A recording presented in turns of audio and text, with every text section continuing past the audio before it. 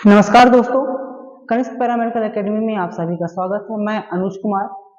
BMLT और DMLT में जो भी सब्जेक्ट वाइज जो सिलेबस हैं उनको मैं वीडियो के माध्यम से उसे पूरा कंप्लीट कराऊंगा। तो आपको मैं बीएमएलटी और डीएमएलटी में जो भी सब्जेक्ट हैं पहले उनके बारे में आपको बता दूं मैं कि बीएमएलटी जो एक बैचलर कोर्स है, तो उस बैचलर कोर्स में हमारे पास जो सब्जेक्ट होता है तो सबसे पहले होता है एनाटॉमी एंड फिजियोलॉजी, उसके बाद होता है haematology, histopathology, microbiology, biochemistry. DMLT के अंतर्गत एनाटॉमी फिजियोलॉजी, बायोकेमिस्ट्री, हेमेटोलॉजी और पैथोलॉजी सेकेंड। तो उस पैथोलॉजी सेकेंड में हमें माइक्रोबायोलॉजी, हिस्टोपैथोलॉजी और पैरासाइटोलॉजी से संबंधित सभी चीजें उसमें इंक्लूड रहेंगी, जिन्हें हम एक साथ पढ़ेंगे। ये आपका सब्जेक्ट जो है पैथोलॉजी सेकेंड कहलाएगा। तो आज मैं एक जो वीडियो आज से मैं स्टार्ट करना चाहूंगा, तो हेमेटोलॉजी का एक टॉपिक है ब्लड ग्रुप। अब ये ब्लड ग्रुप जब हम करते हैं तो जनरली जब हम लैब में जाते हैं तो ब्लड ग्रुप हम टेस्ट करवाते हैं या करते हैं, तो हमने ब्लड लिया और एंटीसीरा लिया और टेस्ट कर लिया, बट हमें ये नहीं मालूम कि ब्लड और एंटीसीरा दोनों के कॉम्बिनेशन से हमें ब्लड ग्रुप पता कैसे चलता है।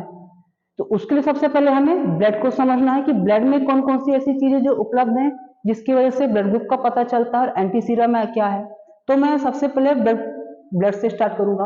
अब ब्लड में आप सभी जानते हैं कि सेल्स पाई जाती हैं, हम ब्लड सेल्स बोलते हैं। तो ब्लड में जो सेल्स पाई जाती है इसमें मोस्टली जो पाई जाती है ज्यादा मात्रा में आरबीसी सेल पाई जाती है।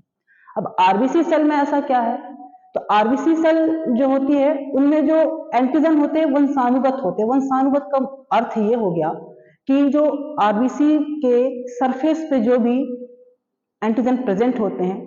अब आरबीसी की जो लाइफ साइकिल होती है कितने दिनों तक होती है, आरबीसी की लाइफ साइकिल होती है 120 दिन।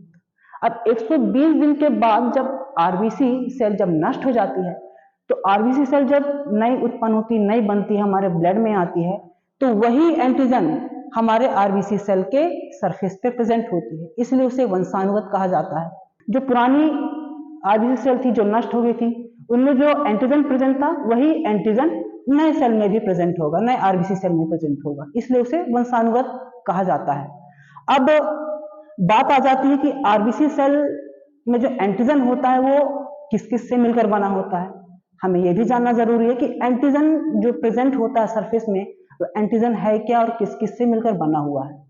तो जान लेते हैं कि आरबीसी के सतह पर जो एंटीजन होता है वो किस किस से मिलकर बना होता है। तो आरबीसी के सतह पर जो एंटीजन होता है वो कार्बोहाइड्रेट, ग्लाइकोप्रोटीन और ग्लाइकोलिपिड से मिलकर बना होता है, जो कि एक एंटीजन को उत्पन्न करता है या फिर एंटीजन का रूप लेता है और वो आरबीसी के सरफेस पर प्रेजेंट होता है।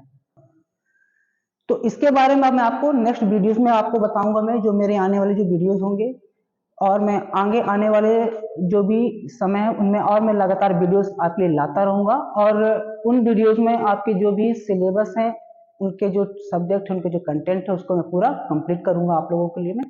और वीडियोस में लगातार आपके सब्जेक्ट और नए नए टॉपिक और नए नए कंटेंट लाता रहूंगा मैं। और कनिष्क पैरामेडिकल एकेडमी की जो वीडियोस हैं उन्हें आप सब्सक्राइब करें, लाइक करें और ज़्यादा से ज़्यादा शेयर करें, और कमेंट में वीडियो कैसा लगा आप मुझे बताएं।